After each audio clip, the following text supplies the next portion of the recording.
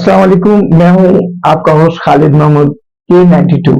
आज हमारे यहाँ जो मौजूद शख्सियत तशरीफ लाई है सैयद नसीम शाह एडवोकेट हैं और इनके अलावा रोटरी क्लब के अलावा ये तहरीक नफाज उर्दू में भी इनका अहम किरदार है और मुख्तलिफ कई सोशल एक्टिविटीज में इनका बड़ा अहम किरदार है। जी अस्सलाम वालेकुम। वालेकुम अस्सलाम।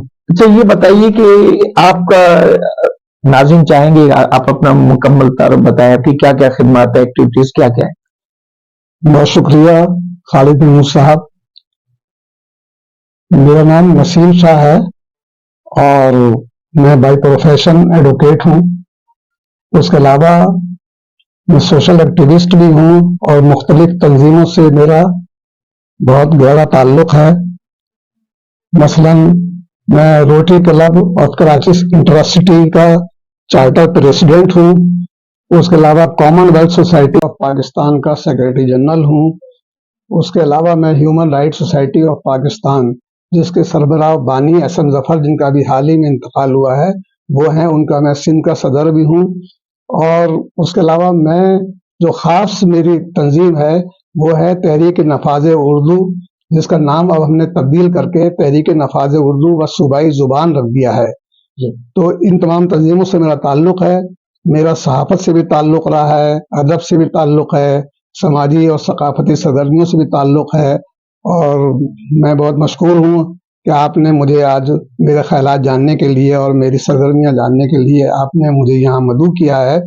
और मैं खालिद महमूद साहब का बहैसियत होस्ट और इनके क्लब के चैनल के जो इनके जिम्मेदार हैं जनाब सैयद अब्दुल करीम शाह साहब, उनका भी बहुत मशकूर हूँ।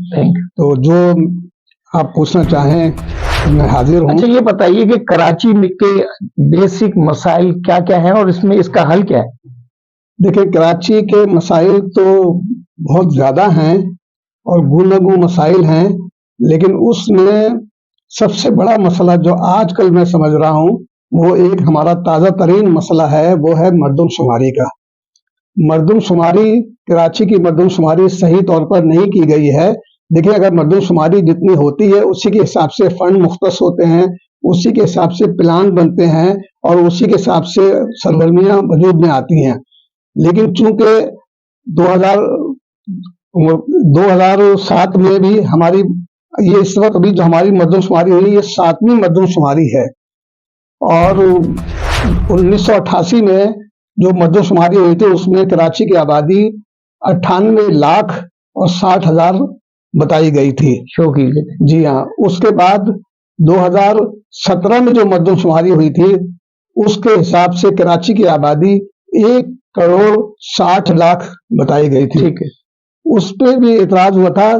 तो अभी हाल ही में जो 7वीं मर्दमशुमारी हुई है उसमें आखिरी वाली, जी हाँ, अभी आखिरी, जिसको हमने डिजिटल मर्दमशुमारी का नाम दिया है, उसमें जो है ना उन्होंने 1,89 लाख यानी 1,90,00,000 के करीब उन्होंने आबादी हमारी कराची की शो की है। एक्चुअली है कितनी? लेकिन एक्चुअली जो कहा जाता है कि 100% हमारी 3 करोड़ से तो ज्यादा है और कुछ लोग ये भी कहते हैं कि 3.5 करोड़ है। अच्छा, ये आबादी क्यों कम जाहिर की गई है और इसकी वजह क्या है? उसकी वजह खुद हमारे पीपल्स पार्टी के एक रहनुमा है ताज हैदर साहब, उन्होंने इसकी वाज़ेह वजह ये बताई है कि जो कराची में मुख्तलिफ सूबों से जो आए हुए लोग हैं, जो बहुत बड़ी तादाद में आए हैं, तो उन तमाम को उनके अपने सूबों में शो किया गया है। और कौमें भी हैं और सराइकी भी हैं, बलोच भी हैं, काफी लोग हैं, बहुत काफी लोग हैं। तो उनकी आबादी को उनके सूबों में शो किया गया है। इस लिहाज से कराची की आबादी कम हो गई है। वरना 2017 में अगर 1,60,00,000 आबादी थी तो सिर्फ 17% इजाफा हुआ है कि कराची में, जबकि 100% इजाफा होना चाहिए। जिस तेजी से कराची फैला है, जिस तेजी से कराची की आबादी बढ़ी है और इसमें तमाम सूबों के लोग आए हैं, तो इस लिहाज से जो बात है कि वो 3 करोड़ से ज्यादा हमारी 100% आबादी है। तो हम ये चाहते हैं कि सही तौर पर मर्दमशुमारी होनी चाहिए। अगर सही मर्दमशुमारी होगी तो सही तौर पर फंड मुख्तस होंगे और सही तौर पर उनकी आबादकारी और उनकी दीगर चीजों के लिए सहूलतों की फराहमी के लिए काम किया जाएगा। लेकिन अगर हम कम आबादी शो करेंगे और उसकी बुनियाद पर हम काम करेंगे तो हमें बहुत से मसाइल दरपेश हो जाते हैं। उसमें फंड की फराहमी भी है, اس میں اور دیگر سہولتوں کی فراہمی بھی ہے. تو اس لیے میں کہتا ہوں سب سے بڑا اس وقت کراچی کا مطالبہ یہ ہے کہ مردم شماری صحیح طور پر ہونی چاہیے. تو اس کے لیے تو بہت سی پارٹیوں نے, تنظیموں نے جو ہے نا اس کا ایجیٹیشن کی, آپ صحیح کہہ رہے ہیں کہ لیکن اس کا حل کیا ہے, کس طرح ہوگا؟ آپ کے کہنے سے تو نہیں ہو رہی, بہت سی کس طرح طریقے سے بہت سی پارٹیوں نے اس پہ احتجاج ضرور کیا ہے, لیکن وہ احتجاج برائے نام احتجاج ہے.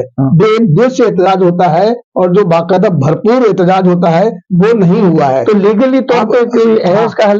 لیگلی طور پر بھی اس کے لیے کورٹ میں پٹیشن بھی داخل کی گئی ہیں, اور یہ ہے کہ اس میں جتنی کراچی کی پارٹیاں ہیں سب مل کر اس پر مشترکہ طور پر ایک لائحہ میں طے کریں. ویسے تو حکومت نے کہا ہے کہ ہم اس کو مزید ریویو کریں گے اور وہ کر رہے ہیں, لیکن اس کے باوجود بھی صحیح مردم شماری پاکستان کے تمام صوبوں کی, تمام شہروں کی ہونی چاہیے, تبھی ہم صحیح طور پر پاکستان کے عوام کو جو ان کی سہولتیں ہیں ان کی فراہمی کر سکتے ہیں. چلے ٹھیک ہے, اس بات کو آگے بڑھاتے ہیں, مردم شماری ہونی چاہیے, لیکن اس کے علاوہ کراچی کے بہت سے مسائل ہیں, اس کا بتائیں, اس کا بھی حل بتائیں. کراچی کے بہت سے مسائل ہیں.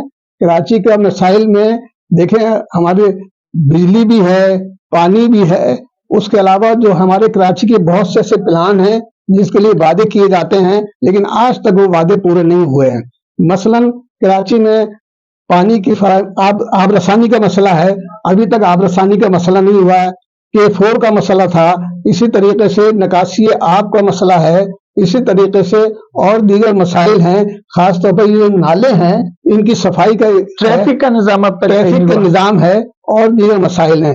تو کراچی, اور ایک اور سب سے بڑا مسئلہ یہ ہے کہ کراچی میں ابھی یہ ایک تازہ ترین سروے ہوا ہے, اس میں کراچی کو ایک گندا ترین علاقہ قرار دیا گیا ہے. تو کراچی میں کچرا جو ہے جگہ جگہ پہ, آپ پولوشن کے لحاظ سے بھی کراچی دنیا کا کون سا نمبر پر فضائی آلودگی کی زیادہ ہے, اس کے علاوہ جو ہے نا یہ تمام مسائل ہیں. اور اس کی وجہ میں بتاؤں صرف یہ ہے کہ ہمارے یہاں بلدیات کو صحیح طور پر اختیارات نہیں دیے گئے ہیں. 2013 میں local government act, Sindh local government act بنایا گیا تھا. اس کے تحت یہ کہا گیا تھا کہ بلدیاتی اداروں کو اور بلدیاتی نمائندوں کو سارے اختیارات منتقل ہوں گے, لیکن افسوس نہ تو اس ایکٹ پر صحیح طور پر عمل درآمد نہیں ہوا, بلکہ میں سمجھتا ہوں اس ایکٹ میں مزید ترمیم کی ضرورت ہے تاکہ بلدیاتی, دیکھیں اصل میں یہ عوام کے جو مسائل ہیں یہ بلدیاتی ادارے ہی حل کر سکتے ہیں, اور بلدیاتی نمائندے ہی حل کر سکتے ہیں جو عوام کے براہ راست ووٹوں سے منتخب ہوتے ہیں, اور ان کو شعور ہوتا ہے, ادراک ہوتا ہے کہ عوام کے کیا کیا مسائل ہیں. اچھا چلے آگے یہ بتائیے کہ اس کے علاوہ گورنمنٹ کی جو کام ہے, اس وقت کراچی میں کئی این جی اوز کام کر رہی ہے, جس میں آپ نے دیکھا بڑی مشہور این جی اوز ہیں اور لوگوں کی خدمت کر رہے ہیں. اس کے بارے میں آپ بتائیں کہ اس میں فنڈنگ کا کوئی کیا طریقہ کار ہے, اور اس کو کن لوگوں کو کرنا چاہیے, صحیح معنی میں ہو رہی ہے نہیں ہو رہی ہے؟ دیکھیں کراچی میں دیکھیں این جی اوز کی اہمیت اپنی جگہ پر مسلم ہے.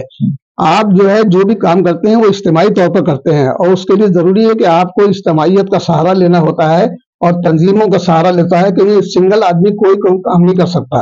لیکن ہمارے یہاں این جی اوز کے نام پر اتنا کچھ گھپلا ہوا ہے اور اتنے کچھ فراڈ ہوئے ہیں کہ اس کے بعد حکومت نے بھی بڑی سختی کر دی ہے, بڑی پابندی لگا دی ہے. اب آسانی سے آپ کی این جی او نہ رجسٹرڈ ہوتی ہے نہ آپ کا بینک اکاؤنٹ کھلتا ہے. یہ تمام مسائل اپنی جگہ پر ہیں, لیکن اس کے باوجود اس بات سے انکار نہیں کیا جا سکتا ہے کہ کراچی کی ترقی میں ہمارے بہت سے ایسے ادارے ہیں جو این جی او ہیں اور دیگر ایسے ادارے ہیں, شہری ادارے ہیں, ان کا بہت بڑا ہاتھ ہے.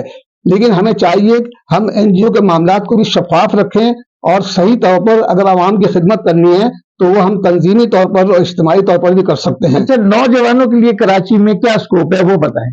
دیکھیں آج کل نوجوان تو آہستہ آہستہ بہت مایوس ہوتے جا رہے ہیں, کیونکہ کراچی میں روزگار کی بھی فراہمی نہیں ہے, اسی طریقے سے اور دوسرے وسائل بھی نہیں ہیں. ابھی میرے سروے کے مطابق ایک بہت بڑی نوجوانوں کی تعداد, آپ چلے جائیں ویزا آفیسز میں چلے جائیں یا اور دیگر کنٹریز کے اس میں چلے جائیں تو اس میں آپ دیکھیں گے کہ بڑی تعداد نوجوانوں کی باہر جانے کے لیے کوشاں ہے, اور کافی بڑی تعداد جا چکی ہے کسی نہ کسی حوالے سے. اور اگر یہ نوجوان اس طریقے سے اگر جاتے رہے ہمارے ملک سے باہر تو ہمارے ملک میں بڑی شدید قلت ہو جائے گی پیدا. جو اسکلڈ نوجوان ہیں, اور وہ یہ نوجوان جو جا رہے ہیں یہ سب وہ پڑھے لکھے نوجوان ہیں, کچھ آئی ٹی کے ماہرین ہیں, کچھ مختلف شعبوں کے ماہرین ہیں, تو ہمارے اس لحاظ سے ہمارے ملک کو بہت کمی محسوس ہوگی اور قلت ہوگی. جبکہ ان کو اپنے آپ کو سنوارنا ہے, اپنے آپ کو آگے بڑھانا ہے, تو ان کے لیے تو کوئی چوائس اور نہیں ہے کہ ملک میں رہ کر انہوں نے دیکھا کہ وہ اپنے آپ کو اتنا بہتر طور پر نہ خدمت کر سکتے ہیں اور نہ اپنی ذات کی بہتری کے لیے کوئی اقدامات یہ کر دیکھیں سکتے ہیں. ابھی ڈاکٹر انجینئر جو ہمارے قابل ترین ہے سب باہر کے ملک جا رہے ہیں جی. تو ہمارے ملک کی خدمت کرنے کے لیے کون آئے گا؟ کیسے ہمارا ملک کا سسٹم یہ چلے ایک گا؟ بہت بڑا المیہ ہے. یہ ضرور ہے کہ جو لوگ باہر جاتے ہیں وہ ذریعہ مبادلہ بھیجتے ہیں، وہ سب کچھ اپنی جگہ پر ہے، لیکن اگر وہ یہیں رہ کر کام کریں اور ملک کی ترقی کے لیے اجتماعی طور پر کوشش کریں تو ان کی ذات کے لیے بھی بہتر ہوگا اور ان کی اپنے کے لیے بھی. لیکن بات یہ ہے کہ یہاں وہ وسائل نہیں فراہم کی جا رہے ہیں. مثلا میں آپ کو بتاؤں کہ یہاں ڈومیسائل کا مسئلہ ہے. کراچی کے نوجوانوں کو ان کو ڈومیسائل آسانی سے نہیں ملتا ہے اور دوسرے علاقوں کے لوگوں کو وہ جو ہیں وہ آ کے ڈومیسائل بنوا کر ان پہ ملازمتیں حاصل کر لیتے ہیں. تو یہ کراچی کے شہریوں کے ساتھ بہت سے بڑے مسائل ہیں اس قسم کے، جن کو ہمیں فوری طور پر ان کو دیکھنا ہوگا اور کسی نہ کسی طریقے سے ہمیں اس کی وہ کرنی، دادرسی کرنی ہوگی.